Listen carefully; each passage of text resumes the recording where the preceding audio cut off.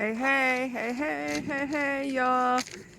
I am going home. Yes, home to Africa, and I'm taking so many of you with me.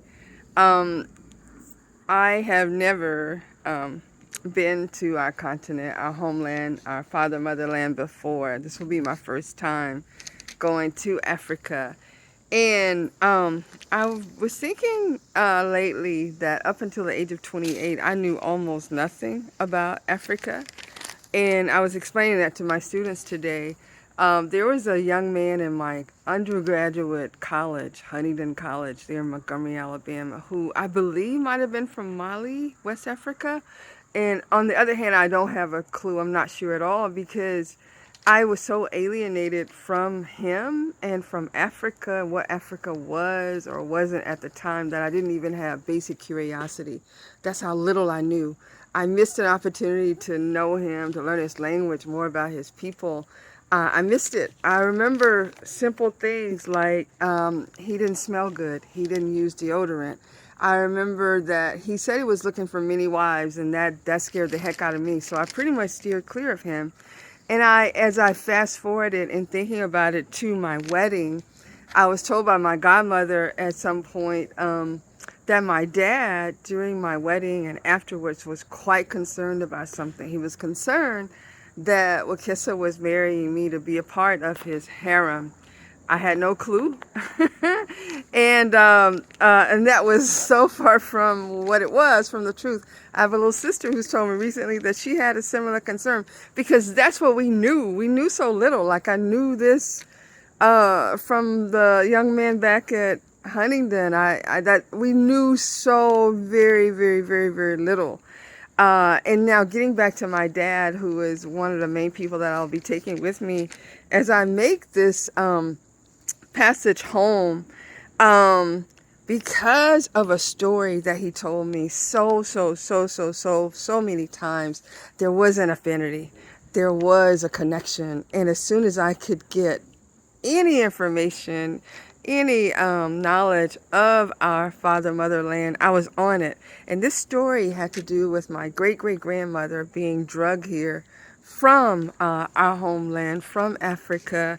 And the way the story went on the ship, the boat, it was herself and her sister that were obviously taken from the same area, and they could not speak the language of anyone else aboard the vessel. They did their best to communicate to the white man in charge to please keep them together, to not separate them, and they thought they'd been successful. And as the story went, though, when they were counting off our people, they counted to 100 and closed the door. And the ship, the boat was closed, the ship maybe. And my great grandmother found herself on the outside of the door. My great aunt was on the inside. And my father said she screamed and she moaned. And of course she cried for dear life. I remember being in Alabama civics, and the teacher telling me that the slaves, quote unquote, were happy if they could get enough to eat or if they could get enough shoes. And I told her that they were not happy. Our people were not happy. I know they were not happy because my great grandmother was not happy. And as the story continued, according to my father, my great grandmother walked this earth for many miles after we were so-called emancipated and could not find her sister. Sunjata later. Bye. Go. Can't play cards right now. All right. So, again, that story connected me. It had me connected to my great grandmother, her pain, her love for her sister. And therefore, I had this desire for connection and was able to get it. Back to my father, I'm just so proud of him because he kept telling the story. That was a little bit of Africa that he had, that he knew, and he passed it down on to me. So shout out to all the storytellers who just don't quit. It matters. Fast forward to Ife's graduation. There was Mama Yapende. Mama Yapende, thank you for your congratulations to us for being a part of this great effort of Aya Tanzania there in Tanzania. You are now in Zambia. I can't exactly remember where you were born. Mama Yapinda was teaching Kiswahili to us at that time, and she taught it so well to Ife that when Ife went to Bennett College, she tested out of Kiswahili 1 into Kiswahili 2, and Ife was able to go on to the University of Dar es Salaam there in Tanzania for one of her years. She brokered to not do just a semester of study abroad. She did a whole year. So getting back to Mama Yapinde, who taught her so well, Mama Yapinde told me that on this day of graduation with my father talked to her about Africa and let her know that he would love to go. And he never told me that, actually, personally. I was so blessed that she told me that he wanted to go. So, Dad, you are going with me, not in the flesh, definitely in spirit. And I want to thank so many people for supporting me and going. First, the Duty Amy's there of Kaboli Boli Institute, Educational Institute, there on the ground, who've been doing the heavy lifting, so much good work to make all of this possible, to make Aya Tanzania possible. Thank you, and thank you for receiving me.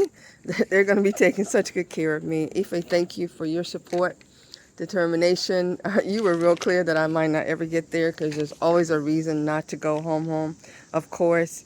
Wakesa, shortly after I met you, you went to Tanzania and brought back so many beautiful pictures that have endured me to Tanzania, East Africa for all these years. Thank you to all of you for your donations. We so appreciate them. They are so needed. We will be using them for all the good reasons that we've said. I can't wait to see the stream. I grew up with streams and springs and wells drinking out of them, so I cannot wait to taste the water. You'll hear about some other efforts that we're making there. You'll hear more and more about those, including teaching children math and science through agriculture. Again, thank you for your support to Aya and Kiboli Boli Educational Institute as we continue to build Aya Tanzania.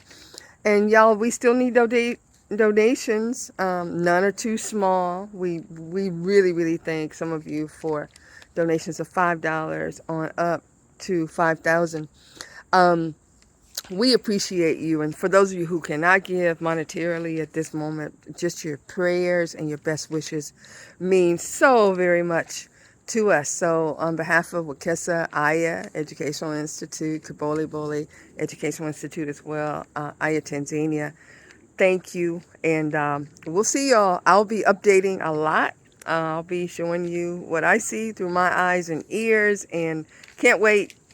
And I'm going home, y'all.